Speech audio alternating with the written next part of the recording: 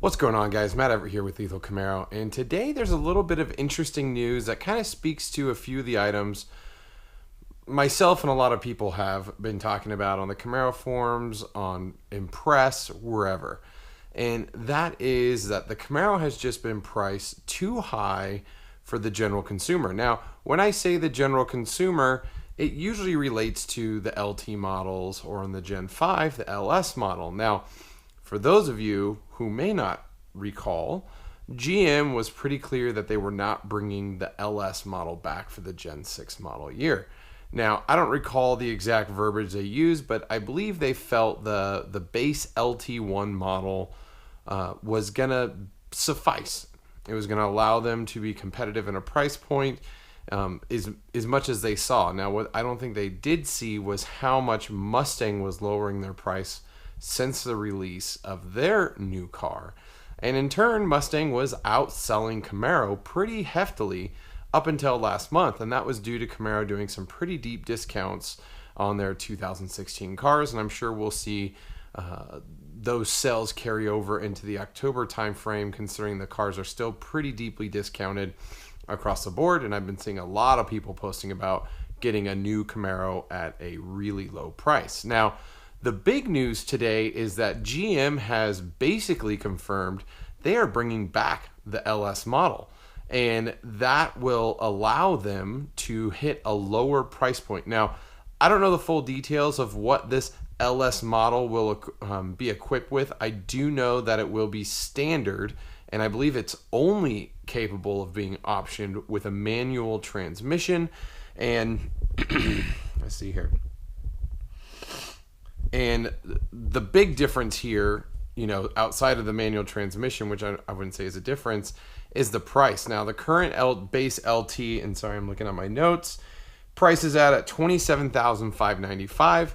Now, the idea here is that the LS model would be priced at $26,900. Now, that would drop the price a nice chunk, but it's still within $1,000 of the base price of the Mustang. Now, people can argue it's subjective, it's even objective, however you want to look at it. The Camaro does come equipped with more features at the stock level than the base Mustang.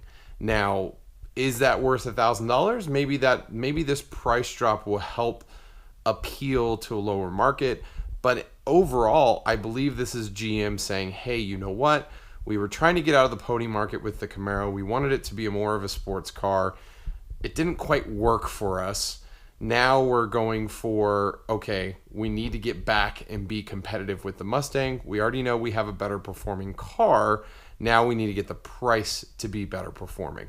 I personally believe that's what's going on here. I'm glad to see GM lower the price of the car a little bit, or create a model that allows them to get into a more lower entry level for the mass consumer.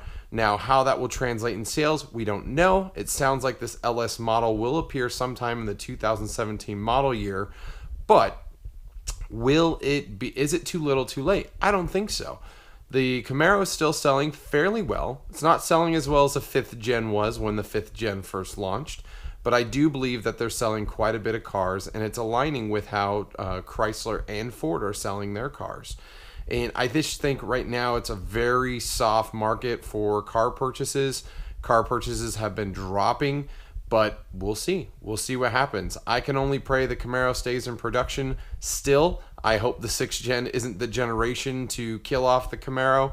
A lot of people still blame the 4th gen for putting the Camaro on hiatus, but in the long run, we have a great car this time around. The SS, the LT, the potential LS, the ZL1 that's coming, the 1LE, and the potential Z28. So there's a lot of cars coming in the mix for Camaros.